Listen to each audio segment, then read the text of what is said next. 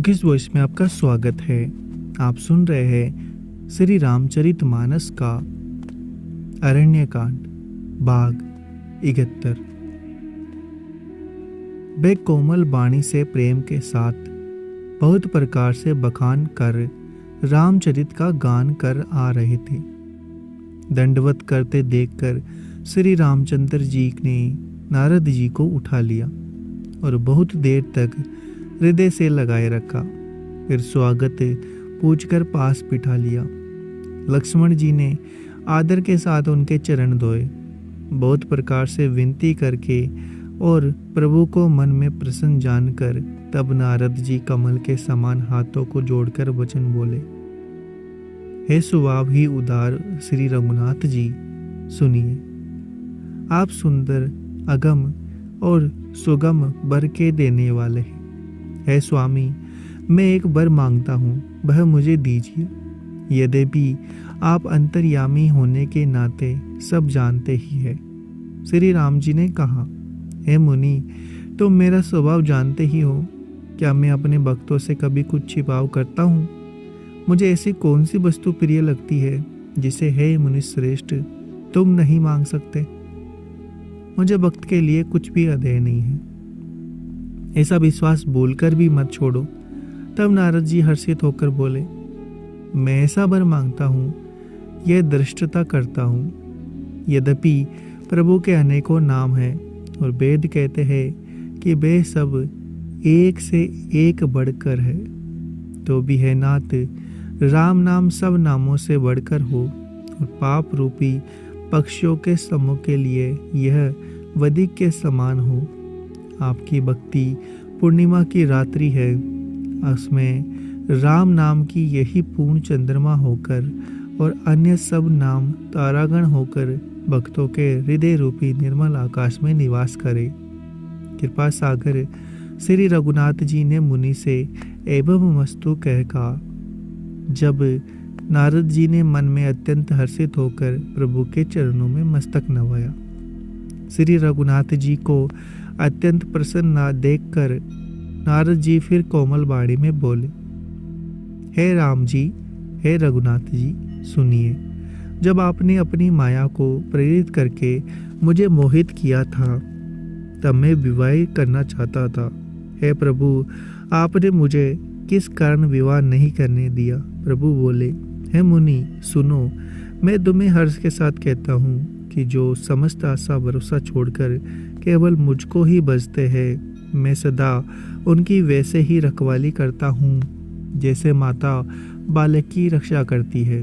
छोटा बच्चा जब दौड़कर आग और सांप को पकड़ने जाता है, तो वहाँ माता उसे अपने हाथों अलग करके बचा लेती है।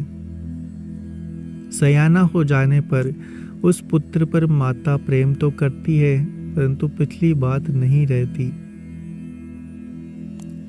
ज्ञानी मेरे प्रौढ़ पुत्र के समान है और अपने बालक मान ना करने वाला सेवक मेरे शिशु पुत्र के समान है। मेरे सेवक को केवल मेरा ही बल रहता है और उसे अपना बल होता है, पर काम क्रोध रूपी शत्रु तो दोनों के लिए है। भक्त के शत्रु को मारने की जिम्मेवारी मुझ पर रहती है, क्योंकि वह मेरे परायण होकर मेरा ही बल मानता है, परंतु अपने बल को मानने वाले ज्ञानी के शत्रुओं का नाश करने की जिम्मेदारी मुझ पर नहीं है। ऐसा विचार कर पंडित जन मुझको ही बसते हैं। वे ज्ञान प्राप्त होने पर भी भक्ति को नहीं छोड़ते। काम, क्रोध, लोभ और मद आदि मोह की प्रबल सेना है। इनमें माया रूपिणी स्त्री तो अत्यंत दारुण दुख देने वाली है। हे मुनि सुनो, पुराण वेद संत कहते हैं कि मोह रूपी वन के लिए स्त्री बसंत ऋतु के समान है। जब तप नियम रूपी संपूर्ण जल के स्थानों को स्त्री ग्रीष्म रूप होकर सर्वथा सोख लेती है। काम, क्रोध, मद, मत्सर आदि मेंढक है। इनको वर्षा ऋतु होकर हर्ष प्रदान करने वाली एकमात्र यही है। बुरी वासनाएं कुमुदों के समूह हैं, उनको सदैव सुख देने वाली यह शरद ऋतु है। समस्त धर्म कमलों के झुंड है, यह नीच सुख देने वाली स्त्री हिम ऋतु होकर उन्हें जला डालती है। फिर ममता रूपी जवास का समूह स्त्री रूपी शिशिर ऋतु को पाकर हरा भरा हो जाता है। पाप रूपी उल्लुओं के समूह के लिए यह स्त्री सुख देने वाली घोर अंधकारमयी रात्रि है। बुद्धि, बल, शील और सत्य ये सब मछलियां हैं और उनको फंसाकर नष्ट करने के लिए स्त्री बंसी के समान है। चतुर पुरुष ऐसा कहते हैं, युवती स्त्री अवगुणों की मूल पीड़ा देने वाली और सब दुखों की खान है। इसलिए है मुनि, मैंने जी में ऐसा जानकर तुमको विवाह करने से रोका था। श्री रघुनाथ जी के सुंदर वचन सुनकर मुनि का शरीर पुलकित हो गया और नेत्र भर आए। कहो तो किस प्रभु की ऐसी रीति है जिसका सेवक पर इतना ममत्व और प्रेम हो। जो मनुष्य ब्रह्म को त्याग कर ऐसे प्रभु को नहीं बचते, वे ज्ञान के कंगाल, दुर्बुद्धि और अभागे है।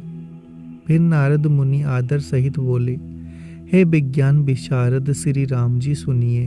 हे रघुवीर, हे बब भय का नाश करने वाले मेरे नाथ, अब कृपा पर संतों के लक्षण कहिए।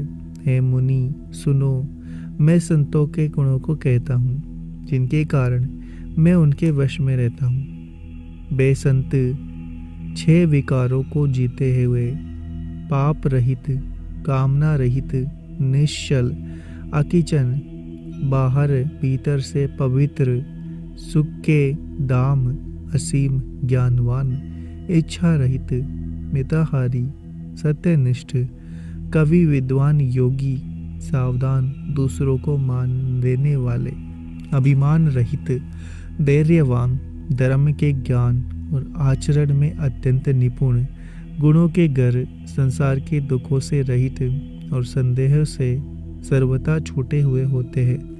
मेरे चरण कमलों को छोड़कर उनको ना देह ही प्यारी होती है, ना घर ही।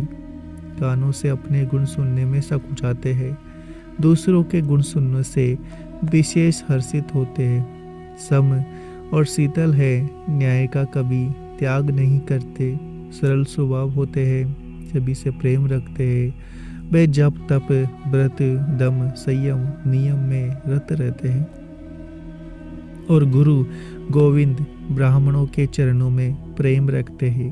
उनमें श्रद्धा, क्षमा, मैत्री, दया, मुदिता और मेरे चरणों में निष्कपट प्रेम होता है तथा वैराग्य, विवेक, विनय, विज्ञान और वेद पुराण का यथार्थ ज्ञान रहता है। वे दंभ, अभिमान और मद कभी नहीं करते, भूलकर भी कुमार्ग पर पैर नहीं रखते, सदा मेरी लीलाओं को गाते सुनते हैं और बिना ही कारण दूसरों के हित में लगे रहने वाले होते हैं। हे मुनि सुनो, संतों के जितने गुण हैं उनको सरस्वती और वेद भी नहीं कह सकते, शेष और शारदा भी नहीं कह सकते। यह सुनते ही नारद जी ने श्री राम जी के चरण कमल पकड़ लिए। दीनबंधु कृपालु प्रभु ने इस प्रकार अपने श्री मुख से अपने भक्तों के गुण कहे। भगवान के चरणों में बार बार सिर नवाकर नारद जी ब्रह्मलोक को चले गए। तुलसीदास जी कहते हैं, वे पुरुष धन्य है जो सब आशा छोड़कर केवल श्री हरि के रंग में रंग गए हैं। जो लोग रावण के शत्रु श्री राम जी का पवित्र यश गाएंगे और सुनेंगे, वे वैराग्य, जप और योग के बिना ही श्री राम जी की दृढ़ भक्ति पाएंगे। युवती स्त्रियों का शरीर दीपक की लौ के समान है। हे मन, तो उसका पतंगा ना बन, काम और मद को छोड़कर श्री रामचंद्र जी का भजन कर और सदा सत्संग कर। कलयुग के संपूर्ण पापों को विध्वंस करने वाले श्री रामचरितमानस का यह तीसरा सोपान अरण्यकांड यही समाप्त होता है। उम्मीद है आपको हमारा यह प्रयास अच्छा लग रहा होगा। चैनल को सब्सक्राइब करें, वीडियो को लाइक और शेयर करना ना भूलें। मिलते हैं आपसे अगले वीडियो में।